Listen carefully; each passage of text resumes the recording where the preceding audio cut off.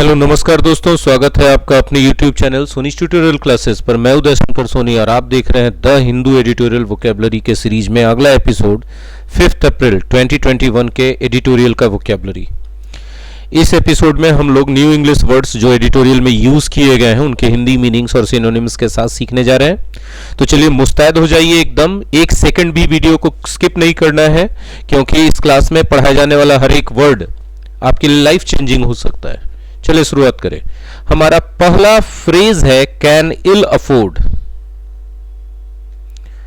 Can ill afford का मतलब होता है कोई भी ऐसा चीज को होने से पहले ही रोक देना जो होना आपके लिए एम्बैरेसिंग या नुकसानदेह हो सकता है। सीक, कितना बार रिपीट हो चुका है वर्ड, वर्ब है।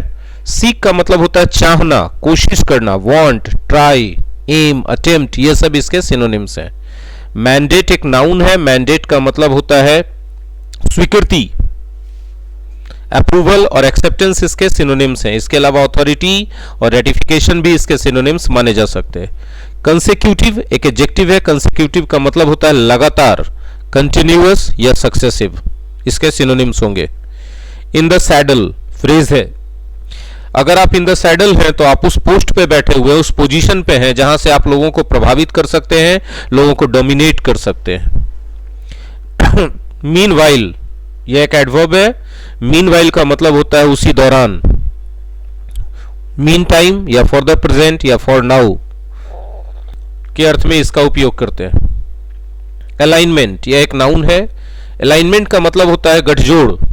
अलायंस कह सकते हैं, गठबंधन भी, यूनियन कह सकते हैं, एफिलिएशन कह सकते हैं, पार्टनरशिप कह सकते हैं। नेक्स्ट है फ्रैगमेंटेशन, ये एक नाउन है। फ्रैगमेंट से बना है। फ्रैगमेंट का मतलब होता है टुकड़ा, फ्रैगमेंटेशन का मतलब होता है टुकड़ों में तोड़ देना। तो breaking, separation, disintegration, segregation, division, ये सब इसके सिनोनिम्स होंगे। पासिंग ये एक नाउन है। पासिंग का मतलब होता है मृत्यु, डेथ, डिमाइज, पासिंग अवे, इसके सिनोनिम्स होंगे। अगला वर्ड है फ्रेजल वर्ब के रूप में ओपन अप। ओपन अप का मतलब होता है क्रिएट, नए अवसर पैदा करना। नया बैच जो 5 अप्रैल को फाउंडेशन इंग्लिश से स्टार्ट हुआ है, अब ये ऑफर समाप्त हो चुका है। अब बैच में आप एनरोलमेंट लेना चाहते हैं तो इतने पर एनरोलमेंट होगा, 1999 पर, और फीचर्स तो वो है ही। चलिए आगे बढ़ते हैं। पॉसिबिलिटी संभावना, यह एक नाउन है। चांस, प्रोबेबिलिटी, ये सब इसके सिनोनिम्स होंगे। नेशनलिस्ट एडजेक्टिव भी है और नाउन भी है। राष्ट्रवादी, पैट्रियोटिक या लॉयलिस्ट।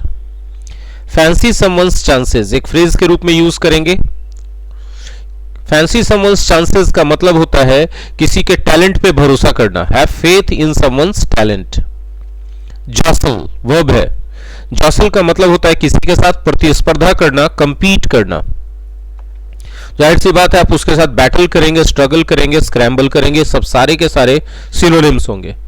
नेक्स्ट वर्ड है सिनेरियो। हिंदी में इसको परिदृश्य बोलते हैं, हालात बोलते हैं। सिचुएशन, बैकग्राउंड, कॉन्टेक्स्ट, इसके सिनोनिम्स हैं।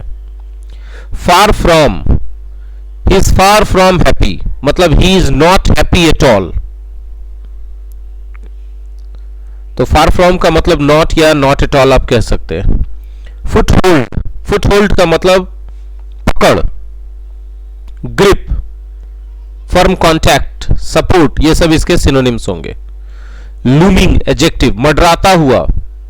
अपीयरिंग या इमर्जिंग, इसके सिनोनिम्स होंगे। इन्फ्लुएंस नाउन भी है, इन्फ्लुएंस वर्ब भी है।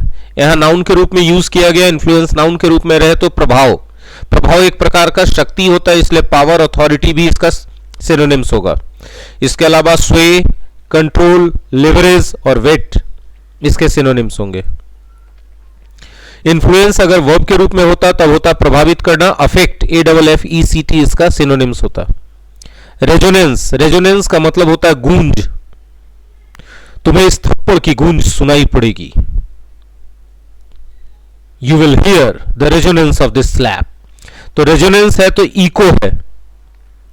अब इसका फिगरेटिव सेंस होगा, थप्पड़ की गूंज का मतलब थप्पड़ का परिणाम, इसलिए रिपरकशन भी इसका सिनोनिम्स होगा। रिवर्बरेशन भी इसके सिनोनिम्स होंगे। नेक्स्ट वर्ड है स्फीयर। स्फीयर का मतलब होता है गोला, और स्फीयर फिगरेटिव सेंस में यूज किया जाएगा किसी क्षेत्र के लिए, एरिया ऑफ एक्टिविटी के लिए। फील्ड भी इसका सिनोनिम्स होगा। इसके अलावा डोमेन और रीम, एल साइलेंट रहता है, ये रीम इसके सिनोनिम्स माने जाएंगे। बाउंड्स नाउन है। बाउंड्स का क्या मतलब होता है? बाउंड्स का मतलब होता है सीमित करना। लिमिट्स वर्ब के रूप में नहीं है, नाउन के रूप में, तो सीमा हो जाएगा लिमिट्स। एक्सट्रीमिटीज, कन्फाइंस इसके सिनोनिम्स होंगे। क्वाइटेन, क्वाइट का मतलब होता है शांत, क्वाइटेन का मतलब शांत कर देना, चुप कर देना, तो silence, stop, become quite, suppress भी कह सकते हैं। बैकलैश एक नाउन है। बैकलैश का मतलब होता है विषम परिस्थितियां, एडवर्स सिचुएशन या किसी का निगेटिव रिएक्शन भी बैकलैश कहलाता है। मेकओवर का मतलब होता है पूरा रूप बदल देना, ट्रांसफॉर्मेशन, करेक्शन, इंप्रूवमेंट, बेटरमेंट, ये सब इसके सिनोनिम्स होंगे। एंटीथेटिकल एडजेक्टिव है। एंटीथेटिकल का मतलब होता है विपरीत, कॉन्ट्ररी, कन्फ्लिक्टिंग। कॉन्ट्ररी होगा तो टू प्रीपोजिशन लगाएंगे, कन्फ्लिक्टिंग के साथ विथ, और अपोज्ड बोलेंगे तो भी टू प्रीपोजिशन चलेगा। बच्चों ये क्लास खास करके उनके लिए बहुत बहुत बहुत इंपॉर्टेंट है जो किसी कॉम्पिटिटिव एग्जाम की तैयारी कर रहे हैं या अंग्रेजी बोलते समय अच्छे स्टैंडर्ड वर्ड्स का यूज करना चाहते हैं, बोलते और लिखते समय। बहुत अच्छा स्टॉक मिलता है इस लेसन से वर्ड्स का। कस्टम नाउन, परंपरा, कन्वेंशन, ट्रेडिशन, रिचुअल, ऑब्जर्वेंस इसके सिनोनिम्स होंगे। राइवलरी का मतलब होता है प्रतियोगिता, प्रतिद्वंदिता, कॉम्पिटिटिवनेस, कॉम्पिटिशन, कंटेंशन, ये सब इसके सिनोनिम्स होंगे। रिपल का मतलब होता है लहरी, छोटे छोटे स्मॉल वेव्स को कहा जाता है रिपल्स। पानी में जब हम पत्थर मारते हैं तो छोटे छोटे वेव्स उत्पन्न होते हैं ना, तो वही छोटे छोटे स्मॉल वेव्स को ही रिपल्स कहते हैं। मन में उठने वाले छोटे छोटे तरंगों या भावनाओं को भी रिपल्स कहते हैं। थैंकफुली मतलब खुशकिस्मती से, जनरली सेंटेंस के शुरू में इसका यूज किया जाता है। नेक्स्ट वर्ड है सेंटर अराउंड। वर्ब के तौर पे हम लोग यूज करते हैं किसी चीज पर कॉन्सेंट्रेट करना, उस पर फोकस करना। पाइवोट या हिंज ऑन भी इसके सिनोनिम्स के रूप में यूज किए जाते हैं। माइसोगेनिस्टिक, ठीक है, माइसो है तो मतलब फुल ऑफ हैट्रेड है, नफरत से भरा है। गायनिस्टिक है मतलब महिलाओं से संबंधित है। मतलब माइसोगायनिस्टिक का क्या मतलब आएगा? फॉर्मली बायस्ड अगेंस्ट वीमेन, मतलब बहुत ज्यादा महिलाओं के खिलाफ मन में नफरत रखने वाला। प्रोग्रेसिव विकासशील, forward looking, forward thinking, dynamic, ये सब इसके सिनोनिम्स होंगे। पुट ए कॉस्ट या प्राइस ऑन समथिंग मतलब किसी चीज का मूल्यांकन करना, इवेल्युएट करना, एसेस करना, एस्टिमेट करना, अप्रेज करना।